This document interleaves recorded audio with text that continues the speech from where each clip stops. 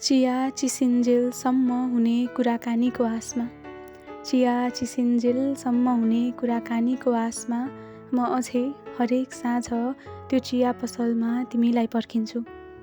जब उदाउँदै गरेको जुन मलाई देखि हल्का हाँस्छ, म त्योसँग आँखा नजुदाई घर फर्किन्छु। तिमीले 2 कप चिया है भन्दै आफ्ना औँला हावामा नचाउँथ्यौ।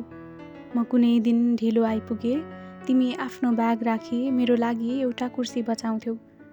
तिमीले खाली राखिदिने कुर्सीमा अब तिम्रा सम्झना बस्छन्। चिया चिसिए पनि तिम्रो सम्झना भने चिसिएको छैन। छन् मान्छे थुप्रै पसलमा तर तिम्रो यादमा अरू कोही मिसिएको छैन। जेठको घाम होस् या साउनको झरी, तिमीसँग हुन्थ्यो गफ मनभरि नै गरी। तर के तिमीलाई अझै चिया मनपर्छ र? कि भेट्यौ कोही जोसँग आजकल तिमी कफी पिउँदैछौ? कि अरूको लागि कुर्सी बचाई नयाँ सम्बन्ध सिउँदैछौ? मैले लेखेका लेखहरू तिमीलाई बाहेक अरूलाई सुनाउनै सकिन। त्यसैले फेरि आफै पढ्छु।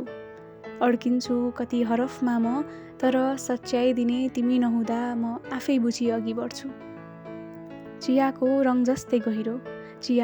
जस्तै गहिरो त्यो हाम्रो सम्बन्ध, अनि मिठास पनि उति नै।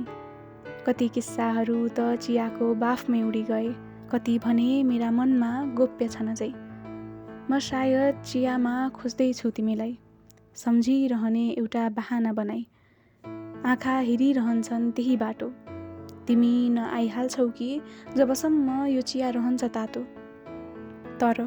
तर सकिन्छ पर्खाइको अर्को दिन पनि, निस्किन्छु म फेरि आउँछु भनी। भोलि साँझ त्यही पसलमा फेरि तिमीलाई राखिदिनेछु 1 कप चिया र खाली कुर्सी। आशा छ चिया नसेलाउँदै यसपटक आएर बस्छौ तिमी।